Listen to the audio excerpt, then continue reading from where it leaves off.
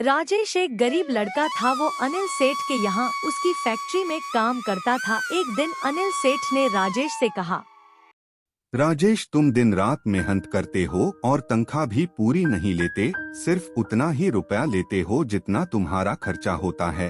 राजेश, तुम्हारा बहुत रुपया मेरे पास जमा हो गया है, वो लेकर कहीं बैंक में जमा करा दो, कहीं ऐसा न हो बाद में मैं तुम्हें दे न पाऊं। राजेश कहता है, मालिक, आप कैसी बात कर रहे हैं? मुझे आप पर पूरा भरोसा है। मेरा कोई भी नहीं है। जब मेरा जन्म हुआ तो माँ चल बसी। कुछ दिन बाद मेरे पिता की मृत्यु फैक्ट्री में काम करते हुआ हो गई। पिता के जाने के बाद मेरी दादी पिता के गम में चल बसी। फिर मैं अकेला रह गया। मुझे पड़ोसियों ने एक अनाथ आश्रम में छोड़ दिया। मुझे आश्रम वालों ने ही पाला। अगर मुझे कुछ हो जाता है तो आप मेरा रुपया उस आश्रम को दे देना। राजेश, तुम कैसी बात करते हो? मरे तुम्हारे दुश्मन। अच्छा, एक काम करो, मेरी बहन देहरादून से ट्रेन में आ रही है, मेरी गाड़ी ले जाओ और उसे ले आओ।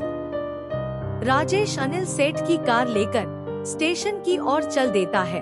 राजेश को अनिल सेठ के यहाँ काम करते हुए काफी साल हो गए थे। उसका अनिल सेठ के पास काफी रुपया जमा हो गया था।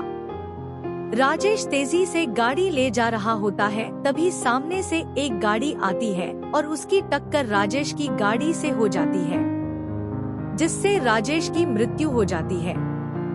फैक्ट्री का मैनेजर हरिराम आकर कहता है, सर, राजेश का एक्सीडेंट हो गया है, उसकी मृत्यु हो गई है।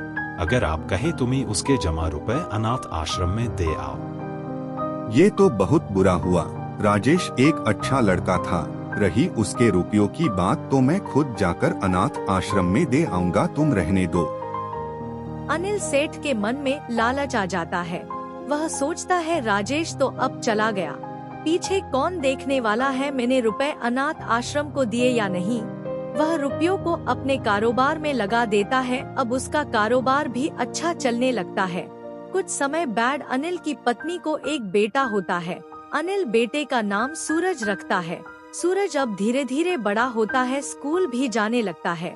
जब सूरज 21 साल का हो जाता है तो अनिल की पत्नी अनिल से कहती है, देखो जी, अब हमारा कारोबार भी ठीक चल रहा है और हमारी उम्र भी हो रही है। क्यों न सूरज के लिए कोई लड़की देखी जाए, उसकी उम्र भी शादी की हो गई।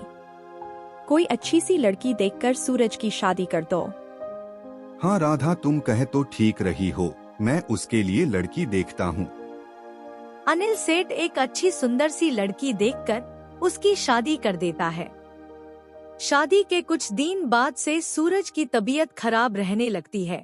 अनिल सेठ उसे अच्छे से अच्छे डॉक्टर को दिखाता है, मगर उसे आराम नहीं मिलता।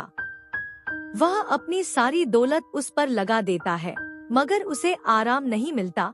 एक दिन ऐसा आता है, डॉक्टर अनिल सेठ को कहता है, अनिल जी, हमने अपनी तरफ से सब कुछ करके देख लिया, मगर हमें यह समझ नहीं आ रहा कि आपके बेटे को हुआ क्या है।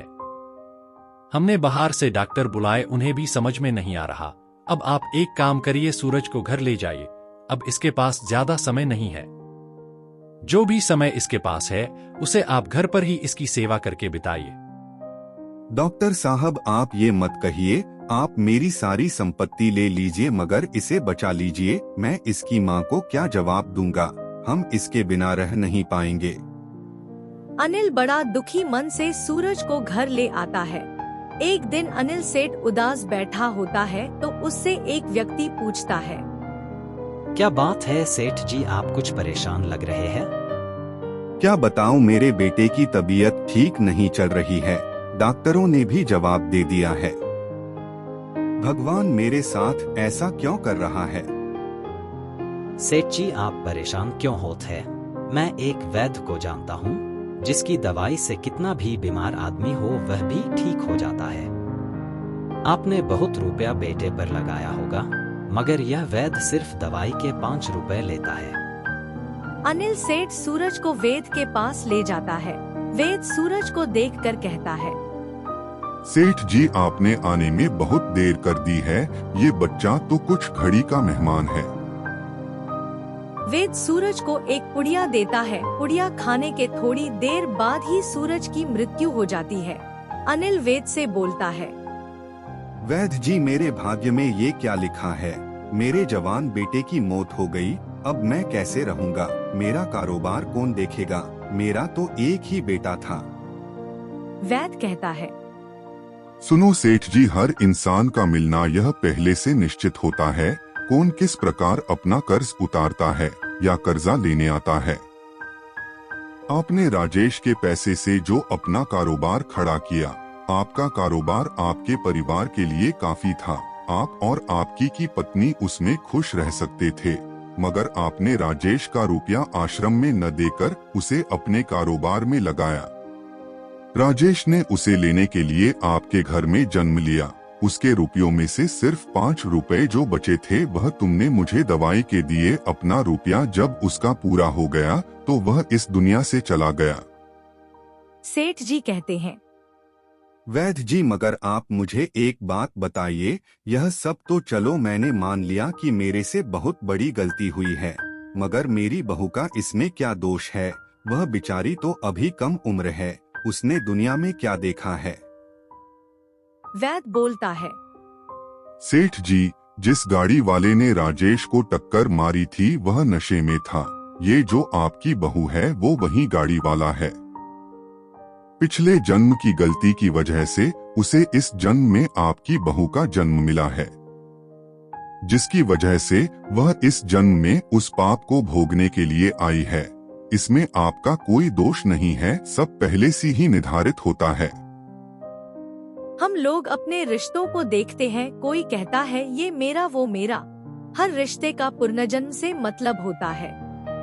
अगर कोई किसी के घर पैदा होता है या किसी भी रिश्ते से आता है, माँ, बहन, पिता, भाई, हर एक का रिश्ता पिछले जन्म से जुड़ा होता है। हमेशा कर्म अच्छे करो, अपना आगे आने वाला समय सुधारो, वरना आखिरी में कुछ भी हाथ नहीं लगेगा।